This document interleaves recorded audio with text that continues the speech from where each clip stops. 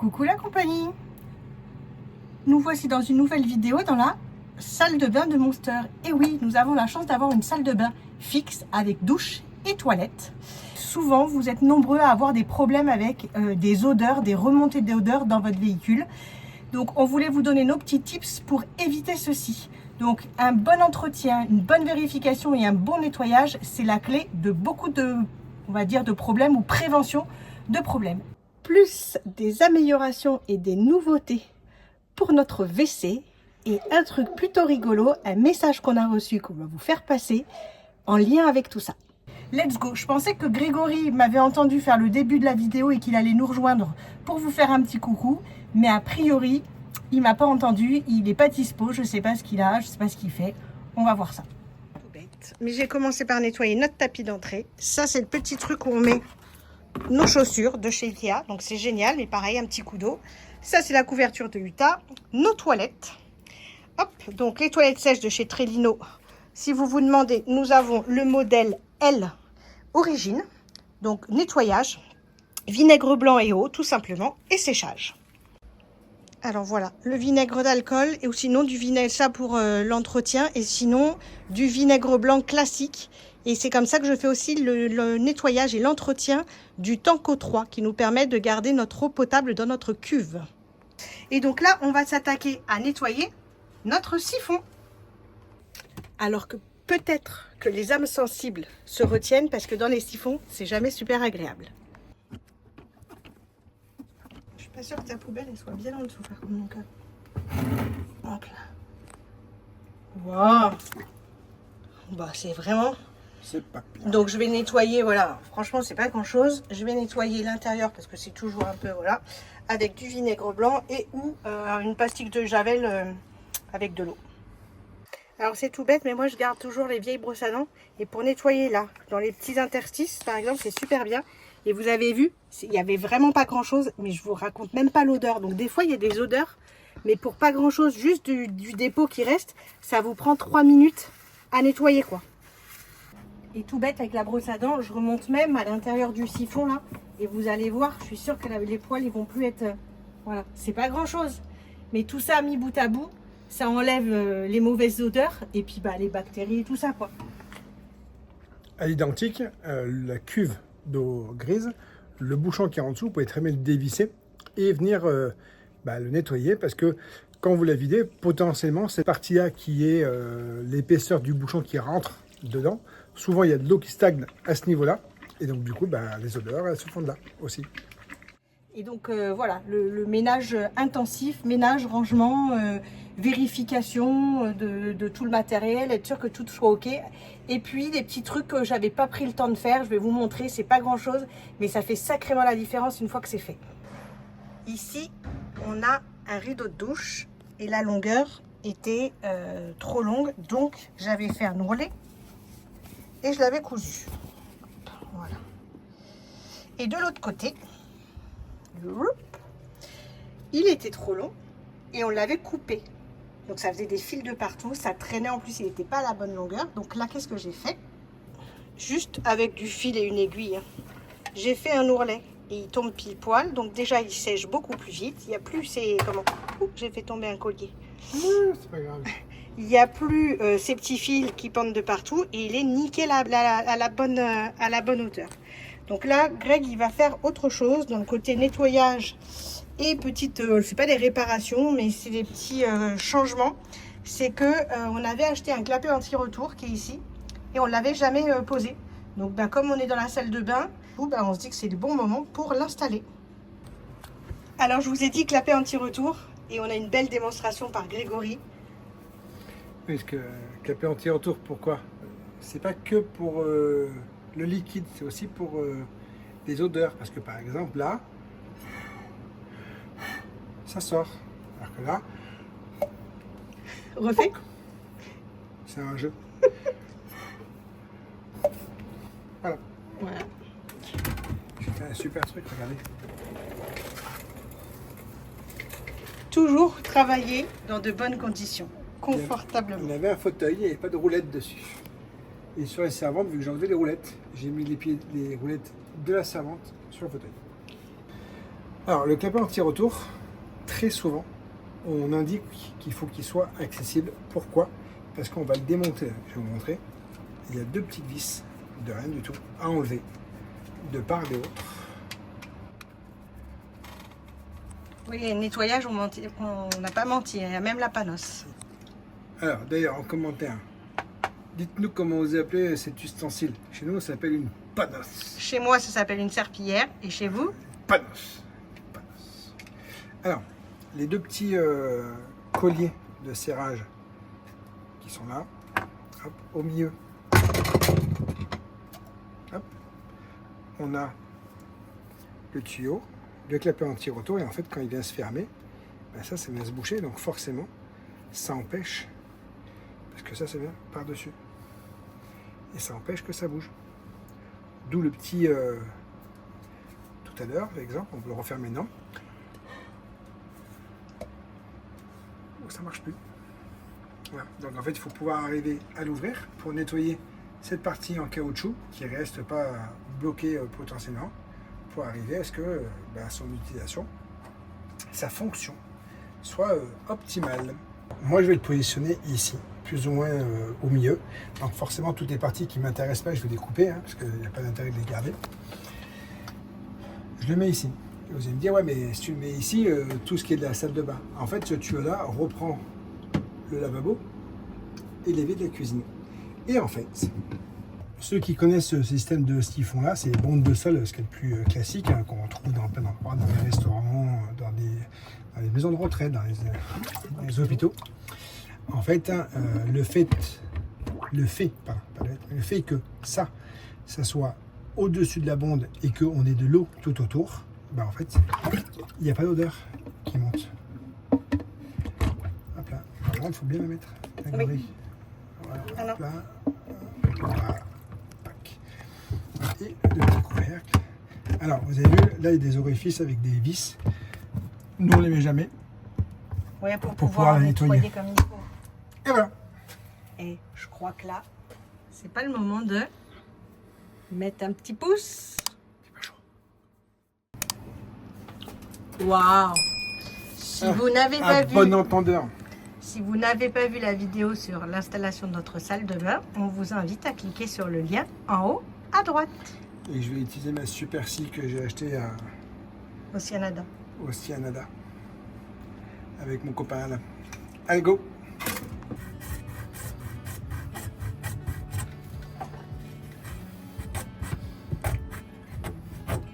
veux que je tienne quelque chose?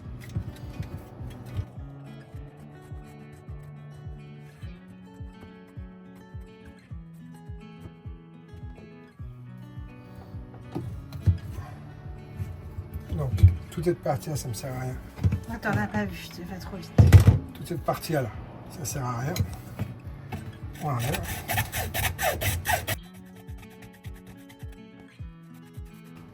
La sécurité, Grégory, là.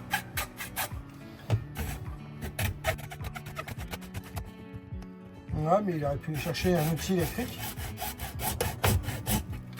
Aussi. Pour se faire 50 fois moins cher. Et un petit truc, si vous avez vu, on n'avait pas montré tout ça dans les vidéos. Il faut dire que les vidéos premières, déjà, le montage, c'était pas trop ça, faut l'avouer. Filmer, c'était pas évident. On avait un timing à respecter parce qu'on avait une date pour shipper Monster. Donc, par exemple, quand Greg il fait ses montages, il se met des repères quand il met en place avec des coups de crayon pour remettre exactement pareil quand il colle. Petit tips. C'est bien ça, j'ai bien expliqué? C'est ça. Je vais enlever. Je ne sais pas combien de centimètres.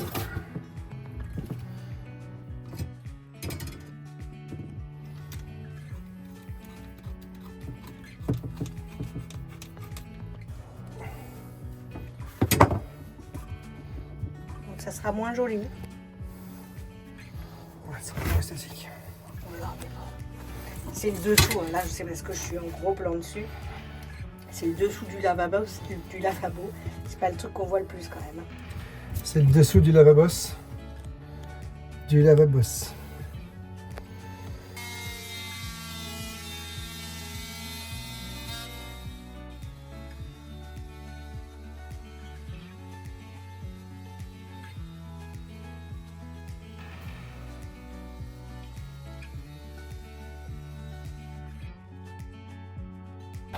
Ça va quand même plus vite, hein.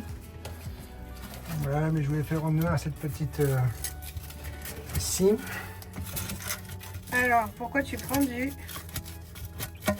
papier à penser? Pour enlever les petits copeaux.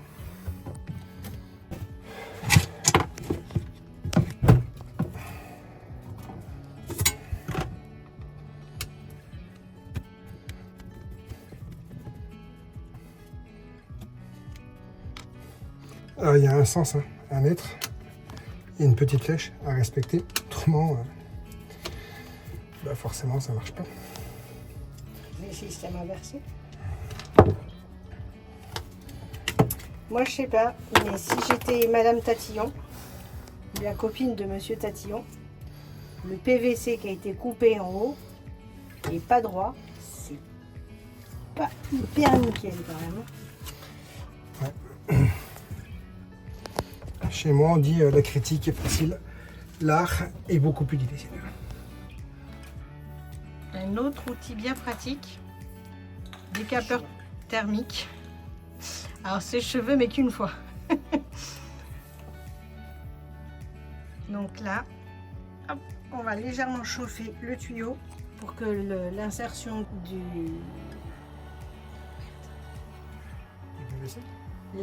du PVC dans le clapet anti-retour soit facilité, parce que Greg il force.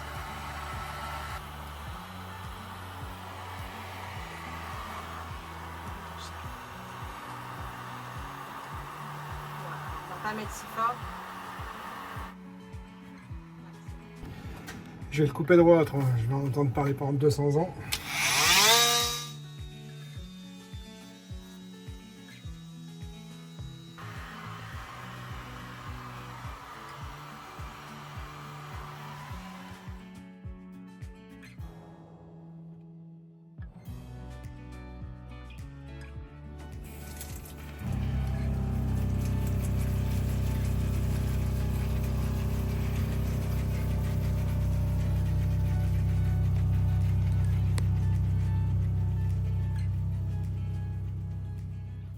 Trop contente, on a reçu un nouveau petit colis. Et pour ceux qui connaissent, ils vont vite comprendre. C'est le mini toilette. Non, c'est des petites nouveautés et des améliorations. Donc, on remercie encore Trellino pour leur confiance.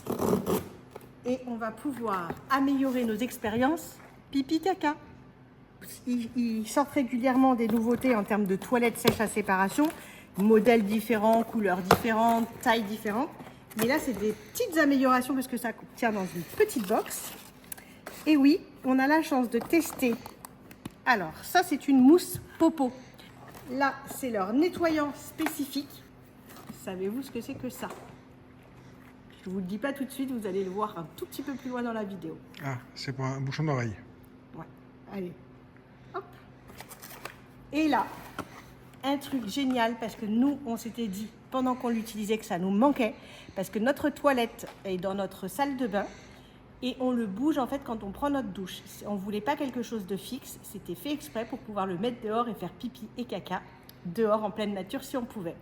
Mais du coup, il nous manquait un petit truc et Greg était en train de se dire je vais essayer de faire, oui, il a l'air vraiment bête, je vais essayer de faire un système pour que ça soit plus simple pour le déplacer. Et bien du coup, entre-temps, Trellino l'a fait. Ce sont des poignées qui s'adaptent sur votre modèle de Trellino. Et donc là, Grégory va les installer pour vous. Enfin, pour nous. Ah, mais avant de vous montrer tout ça, on vient de recevoir un message plutôt sympathique. Salut la compagnie, moi c'est Xorti, je vous fais un petit retour vidéo avec beaucoup de retard pour vous dire que j'ai bien reçu les toilettes sèches à séparation. Le résultat du concours organisé par M et compagnie Atelier en partenariat avec Trellino. Je voulais vraiment les remercier, c'est super sympa de leur part et puis c'est très pratique. Merci et allez, ciao la compagnie. Alors on remercie Jordan qui a gagné le Trellino il y a quelques vidéos en arrière et il nous a fait une petite vidéo où on voit qu'il n'est pas très à l'aise. Mais c'est quand même très bien Voilà, d'avoir joué le jeu. on le remercie d'avoir joué le jeu et de nous laisser la possibilité de diffuser sa petite vidéo pour que tout le monde en profite. Merci Jordan. Merci. Bon, maintenant qu'on a ouvert le colis et qu'il y a tout ce qu'on voulait dedans, on va pouvoir mettre les produits et accessoires en action. Parce qu'il faut savoir que depuis qu'on est dans ce nouvel atelier, il n'y a pas de toilette ici. Donc, on utilise notre Trellino quotidiennement, même si, entre guillemets, on n'est pas en voyage. Donc, je vais commencer à utiliser le spray nettoyant. Donc, l'avantage, c'est qu'il est 100% biodégradable, que des matières naturelles et très simple d'utilisation. Hop là. Donc, je vais vaporiser. On va laisser poser 1 à 2 minutes et tout simplement, on va passer un petit coup de microfibre ou autre. Ce que je vais faire, je vais nettoyer ça aussi et le bidon. En fait, je vais en vaporiser partout et ici. Voilà. L'avantage de ce produit, c'est qu'il sent super bon. Là, je viens de le tester. Par rapport à ce que je faisais avant, en fait, je nettoyais avec du vinaigre blanc et de l'eau. Sauf que l'odeur du vinaigre blanc, c'est pas top et Greg, il l'aime vraiment pas. Donc souvent, je le faisais dehors, je sortais le Trellino, je vaporisais le vinaigre blanc et l'eau à l'extérieur et j'attendais et je rinçais un petit peu ou je passais un produit, enfin une lavette avec de l'eau. Mais Greg, il est vraiment pas fan parce que l'odeur, elle reste quand même assez forte. Donc c'est vrai que ça, c'était pas top. Et là, ils disent qu'au lieu de couvrir l'odeur, ça va détruire l'odeur. Je vais simplement utiliser une petite microfibre et donc je vais nettoyer, sécher entre guillemets, comme ils disent. Voilà, le bac de solide. Parce qu'effectivement, il faut soit laisser sécher longtemps, soit essuyer parce que c'est très humide. Ensuite, l'intérieur, bon, rien de compliqué. Pendant que je nettoie, je vous mets la petite fiche produit que vous pouvez retrouver sur le site internet de Trellino. Donc ce qui est important ici, on voit bien que c'est noté 100% biodégradable et ingrédients naturels. On descend, on descend, on descend. Vous avez la composition, la méthode d'application, vaporiser, laisser agir, essuyer. L'avantage aussi, c'est qu'on peut l'utiliser sur d'autres surfaces, donc on n'est pas obligé de nettoyer que notre Trellino. Je peux faire le lavabo, je peux faire la petite poubelle, je vais pouvoir tout nettoyer et désodoriser en même temps avec un produit vraiment écologique. Si vous avez des questions, des interrogations, des suggestions ou quoi que ce soit, n'hésitez pas à nous poser ça en commentaire en bas. On vous répondra avec plaisir sur tout ce qui est produits, accessoires, utilisation du Trellino, parce que nous, on en est vraiment 100% satisfait. Bon, la mousse popo, tout simplement pour éviter d'utiliser des lingettes. Donc là, rien de plus simple. Papier toilette. On va voir si ça fait une mousse bien généreuse. Existe en différentes tailles, dont un flacon de recharge. Le 150 ml représente 200 lingettes.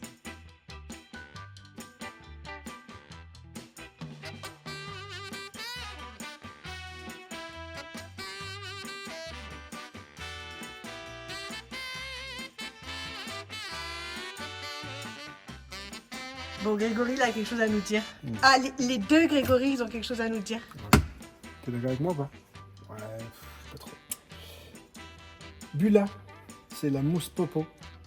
Alors c'est bien. Franchement, moi qui aime bien les lingettes, c'est vraiment bien.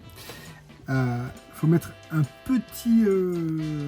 petite pulvérisation, parce que quand on en met trop, forcément le papier après il part un peu en lambeaux.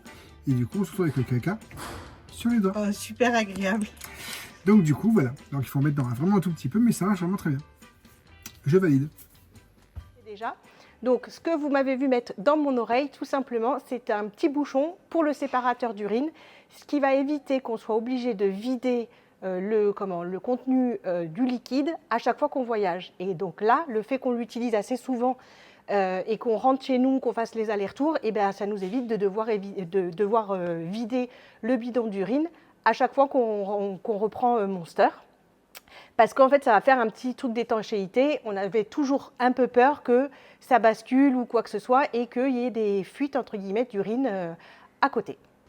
Bon, et le petit insert, tout simplement, hop, ici. Et voilà, rien de plus simple. Ce n'est point un problème mécanique, entre guillemets, sur Monster.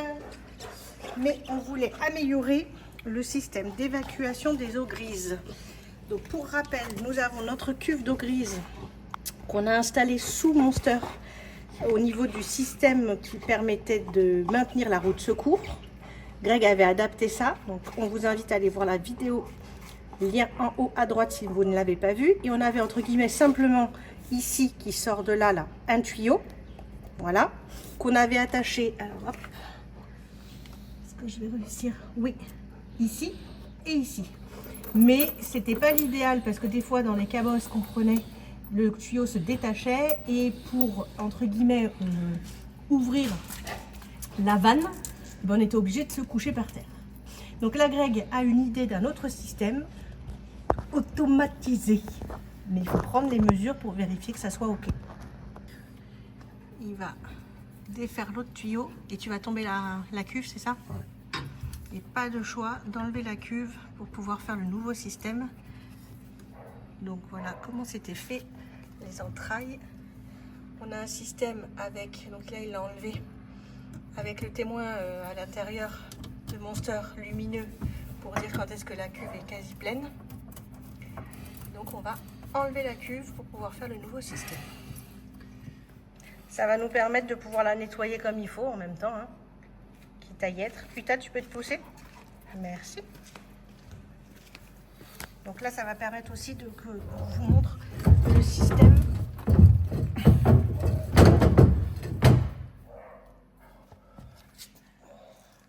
Ah, c'est le tuyau qui va faire chier. Pas le tuyau, le... Ouais, parfait. Okay. Donc là, ça permet de bien voir.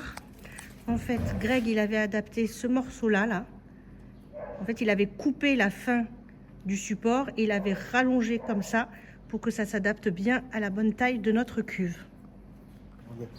Bon, donc l'électrovan, Greg vient de la trouver sur Amazon.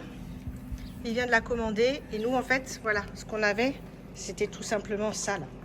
Et du coup, quand ça a gratté sur la terre, enfin sur la route, Sur le bitume, voilà ce que ça a donné. Mais bon, ça a bien tenu, hein, c'était pas... Mais comme on est dans l'automatisation de tout, pour plus de tranquillité, de confort ou par feignantise, je sais pas. Non, pas feignantise. Un peu partout. Non, mais c'est plus de confort, parce que des fois, quand il pleut et qu'on voulait vider la cuve, ben, on allait se mettre à genoux dans l'eau, quoi. Donc là, j'ai nettoyé la cuve, elle n'était pas très sale, hein, finalement, avec du produit très simple. Et à peine un gratte-gratte, parce que regardez, il était vraiment plus en forme. Donc là, j'ai un peu laissé. Mais regardez, elle est vraiment, je sais pas si on arrive à bien voir. Il y a un petit peu les dépôts noirs là, donc je vais aller les nettoyer comme il faut. La vider. Voilà, je la rince. On va la laisser sécher. On va attendre de recevoir l'électrovan et on pourra la remonter. Voici l'électrovan qu'on a commandé et reçu à l'instant. Greg va regarder comment ça se branche. Et on va pouvoir l'installer sur la cuve d'eau grise. Voilà, je me prépare des cordons d'alimentation pour savoir vraiment dans quel sens elle fonctionne, la pompe. Lequel ouvre la vanne et laquelle ferme. Alors je pense que c'est le noir qui ferme et le rouge qui ouvre. Et pour en être sûr, on va faire des tests. Alors, moi, idéalement, il faudrait que je la positionne dans ce sens-là, pour que le sens, on voit la flèche là, de zone de circulation. Mais idéalement, moi, il faudrait que je la mette dans ce sens-là, avec la sortie ici, pour pas que ça touche au sol. Il faudrait que ce soit le moins proche du sol possible, quoi. Donc, je sais pas. Pour l'instant, je vais tenter de voir le positif, négatif, ouverture, fermeture. Et après, j'aviserai à savoir comment je vais la brancher définitivement. Donc, comme pour la tente de toit, on avait commencé par le brancher sur un petit boîtier qu'on a en fait et qui nous permet de faire des tests avant de brancher l'appareil ou l'équipement directement. Là, c'est plus simple. On vérifie que ça fonctionne. C'est pas que c'est plus simple, c'est qu'au moins si on a à faire péter un truc. Voilà. Et puis on vérifie que ça fonctionne aussi, on vérifie comment ça fonctionne. Et effectivement, ça ne fait pas sauter un truc dans Monster. Donc Greg a branché la pompe sur ce boîtier et ce boîtier, hop, il va aller le raccorder au niveau du 12 volts de Monster.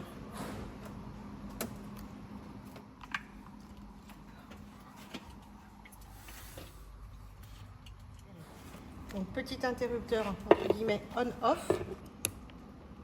Donc déjà elle est branchée. Là c'est en position fermée. Ça s'ouvre pas? Non.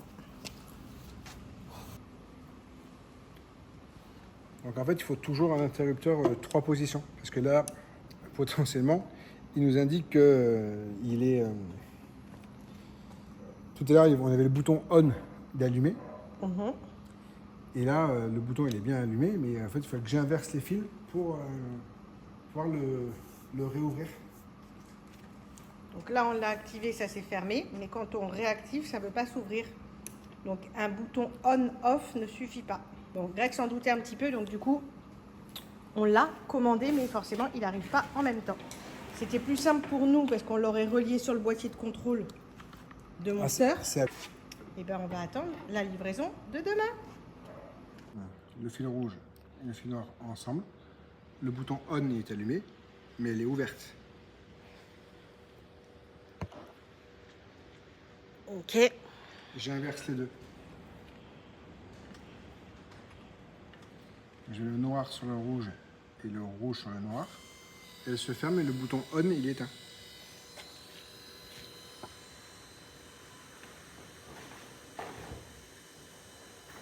Pour l'électrovan, en fait, l'interrupteur qu'il faut, c'est un interrupteur avec inversion de polarité.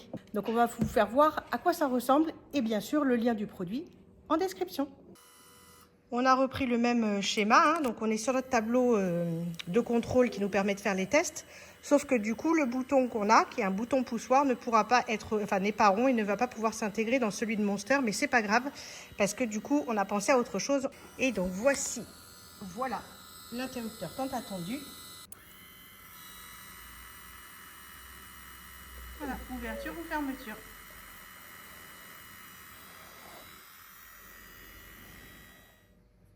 Je pense bien que crise de tabernacle, ça bougera pour un. Chercher un petit truc pour l'attacher, mais en fait, il tient. Il y a le belge qui arrive avec le canadien, non? Ouais. Bon voilà, c'est monté sur la cuve.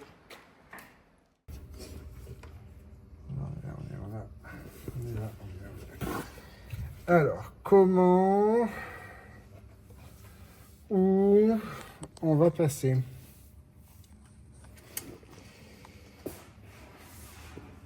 Chaque fois qu'elle voit une couverture, elle se pose. J'aimerais... Elle croit qu'on fait dodo. Si c'est possible, éviter de faire un trou dans le plancher. Bon, du coup, on n'a pas eu besoin de percer de trou. Parce que j'aime pas ça. Parce que Greg, il s'est repiqué dans le passage des câbles des feux. Et je vais vous faire voir où on arrive. Donc c'est parfait, on arrive dans notre local technique et ici. Et j'ai dit feu, mais a priori, ça serait dans les capteurs de recul. Et donc c'est nickel parce qu'on est ici. On va juste avoir besoin de monter au boîtier 12 volts. Hop, le mur ici de séparation du local technique. Greg est arrivé ici. Là, on a une petite goulotte. Il a fait passer le fil ici, dans celle-ci, pour arriver ici au boîtier. Et là, on a mis le fameux interrupteur avec une inversion de polarité. Donc, soit ici, on ouvre, soit ici, on ferme. Et en plus, Greg, il a souhaité, comme on a vu ici, juste à côté, un interrupteur de disponible, mettre un on-off pour être sûr que l'électrovan ne reste pas sous tension. Donc là, pour vous redonner un petit complément d'information sur l'ensemble, nous avons ici la lumière avec un petit ruban LED bleu. Le Tanco 3 ici, donc là maintenant on va mettre un nouveau petit design pour l'électrovan. Ici c'est la lumière de la salle de bain et ici c'est notre pompe à eau, donc tout est bien relié plus ou moins ensemble. Et là on a un petit boîtier où on sait où est-ce qu'on en est, donc à gauche sur les eaux propres et à droite sur les eaux grises.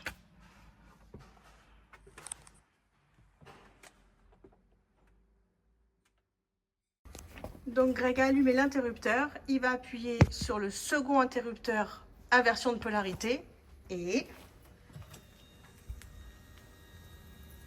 hop là, voilà. Donc là elle est complètement ouverte et du coup il va pouvoir refermer.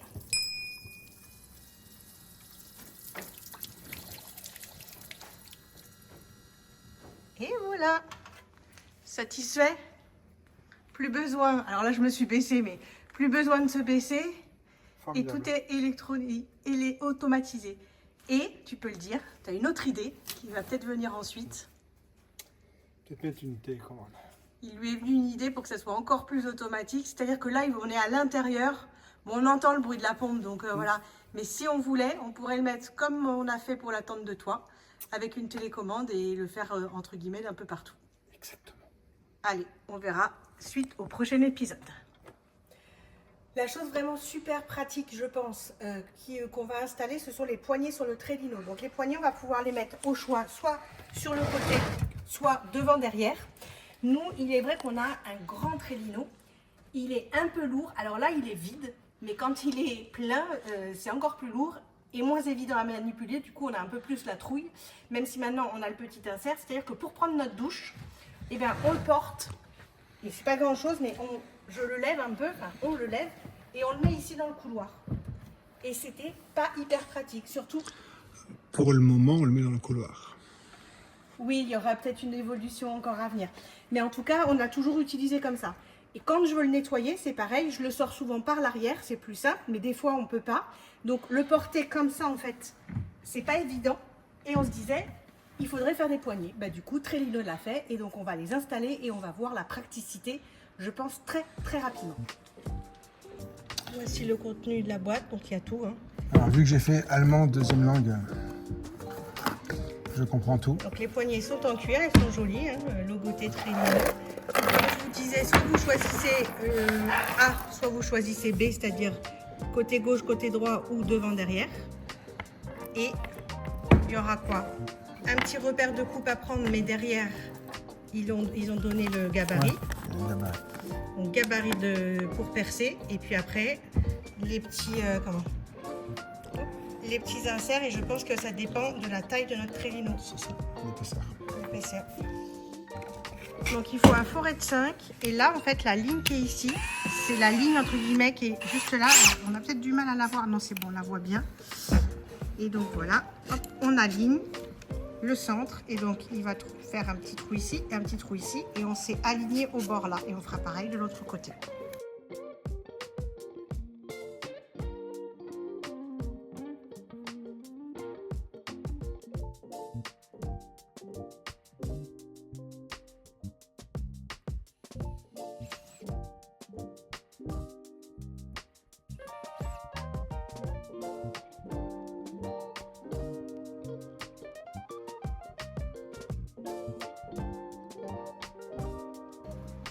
Donc, du coup, Greg, il a préféré mettre les petits inserts filetés. Et on se disait qu'il était quand même pas mal rayé. On a tendance à y faire attention, mais bon, voilà. Et quelle a été de suite la réponse de Grégory? Ouais, on pourrait en racheter un. Non. Non, on pourrait le raptoriser. Peut-être qu'un jour, il finira raptorisé.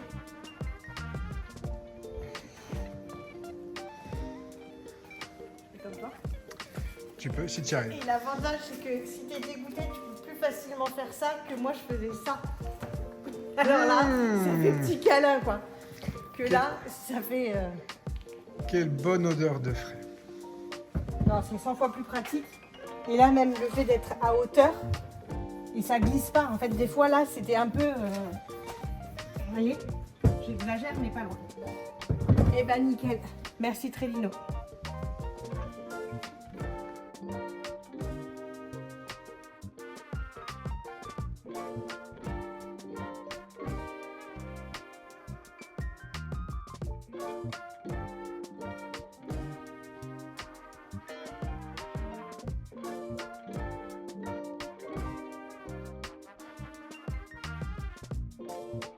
Ciao la compagnie. Ciao. Ciao.